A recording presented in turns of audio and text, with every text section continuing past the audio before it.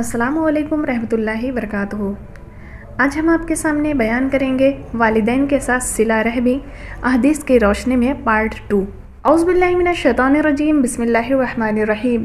हज़रत अनस बिन मालिक रज़ियल्लाहु तआला अन्हु से रिवायत है, फरमाते हैं कि रसूलुल्लाह सल्लल्लाहु अलैहि वसल्लम ने फरमाया कि जो चाहता हो कि उसकी उम्र लंबी हो, उसके रिज़्क़ में ज़्यादती हो, तो उसको अपने माँ बाप के साथ हुस्न सलूक व सिला रहमी करनी चाहिए। हज़रत मुआज़ बिन जबल रज़ियल्लाहु तआला अन्हु फरमाते हैं कि बेशक अल्लाह के रसूल सल्लल्लाहु अलैहि वसल्लम ने फरमाया, जो शख्स वालिदैन के साथ अच्छा सलूक करता है उसके लिए ये खुशखबरी है कि अल्लाह ताला उसकी उम्र में इजाफ़ा फरमा देगा। तूबा जन्नत में एक बहुत बड़े दरख्त का नाम भी है। वालिदैन की खिदमत करने वाले को उसका साया बक़द्र खिदमत नसीब होगा। हज़रत मुआविया बिन जाहिमा रज़ियल्लाहु ताला अन्हु से रिवायत है कि हज़रत जाहिमा रज़ियल्लाहु ताला अन्हु नबी करीम सल्लल्लाहु अलैहि वसल्लम की खिदमत में हाजिर होकर अर्ज़ करने लगे, या रसूलल्लाह सल्लल्लाहु अलैहि वसल्लम, मैं जिहाद में शिरकत का इरादा करके आपसे मशवरा तलब करने आया हूँ। आप सल्लल्लाहु अलैहि वसल्लम ने फरमाया, क्या तुम्हारी वालिदा हैं? उसने अर्ज़ किया, जी हाँ। आप सल्लल्लाहु अलैहि वसल्लम ने फरमाया, तुम उनकी खिदमत में लगे रहो क्योंकि जन्नत उनके पैरों के पास है। हज़रत उमर बिन मर्रा जहनी रज़ियल्लाहु तआला अन्हु से रिवायत है, फरमाते हैं कि एक शख्स नबी करीम सल्लल्लाहु अलैहि वसल्लम की बारगाह में हाजिर होकर अर्ज़ गुज़ार हुआ, या रसूलल्लाह सल्लल्लाहु अलैहि वसल्लम, मैं ये गवाही देता हूँ कि अल्लाह के सिवा कोई इबादत के लायक नहीं, और ये कि आप अल्लाह के रसूल हैं। मैं 5 नमाज़ें पढ़ता हूँ, मैं अपने माल की ज़कात अदा करता हूँ, रमज़ान के रोज़े रखता हूँ। नबी करीम सल्लल्लाहु अलैहि वसल्लम ने इरशाद फरमाया, जिस शख्स को इस हालत पर मौत आ जाए वो क़यामत के दिन अंबिया, सिद्दीक़ीन व शुहदाए के साथ इस तरह होगा। नबी करीम सल्लल्लाहु अलैहि वसल्लम ने अपनी 2 उंगलियाँ मिलाकर ये बात इरशाद फरमाई, बशर्त ये कि वो अपने माँ बाप का नाफरमान ना हो।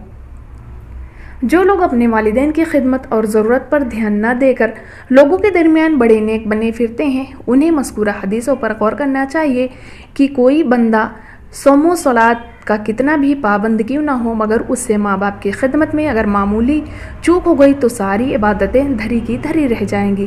क़यामत के दिन उसे काफ़ी महरूमियों का सामना करना पड़ सकता है। इसलिए अपने वालिदैन की खिदमत पर खूब ध्यान दें। वालिदैन की नाफरमानी का अंजाम यह है कि हज़रत अबू हुरैरा रज़ियल्लाहु तआला अन्हु से रिवायत है, नबी करीम सल्लल्लाहु अलैहि वसल्लम ने इरशाद फरमाया, उसकी नाक खाक आलूद हो, उसकी नाक खाक आलूद हो, उसकी नाक खाक आलूद हो। आप सल्लल्लाहु अलैहि वसल्लम ने 3 मरतबा इरशाद फरमाया।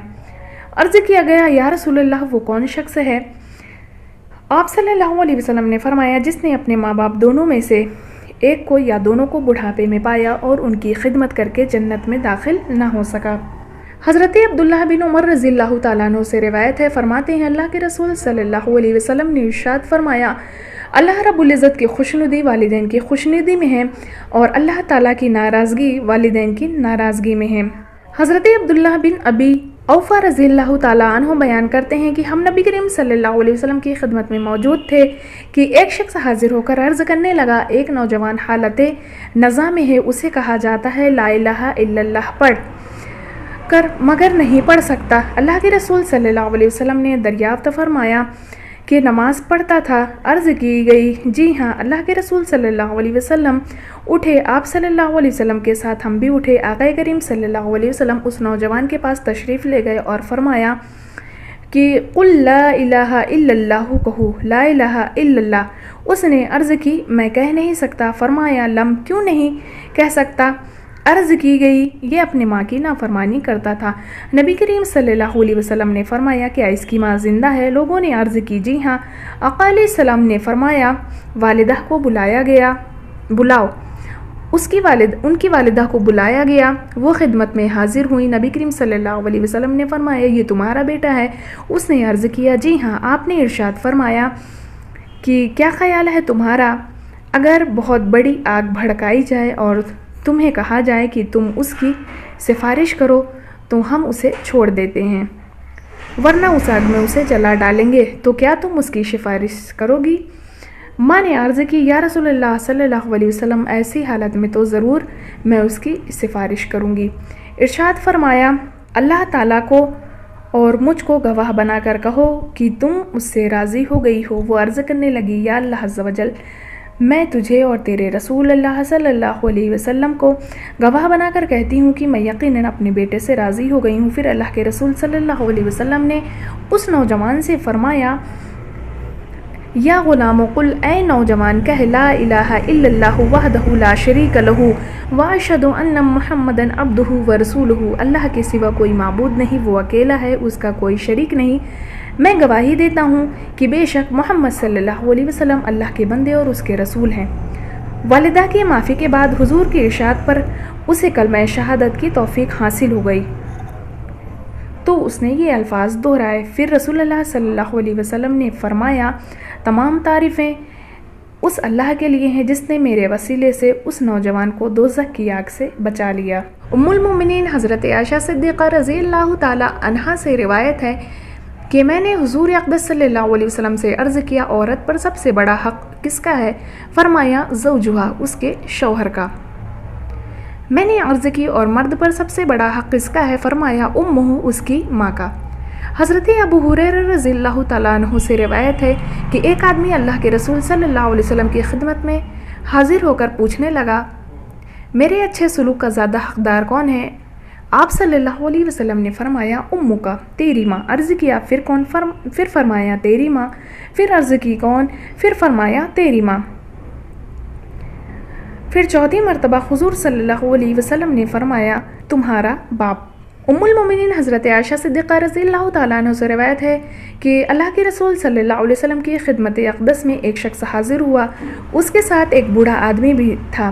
اللہ کے رسول صلی اللہ علیہ وسلم نے اس سے فرمایا، تیرے ساتھ یہ کون ہے؟ اس نے عرض کی، میرا باپ ہے۔ ارشاد فرمایا، تو اس کے آگے مت چلنا، اور نہ اس سے پہلے بیٹھنا، اور نہ اس کو نام لے کر بلانا، اور نہ اس کے لیے نازیبا الفاظ بولنا۔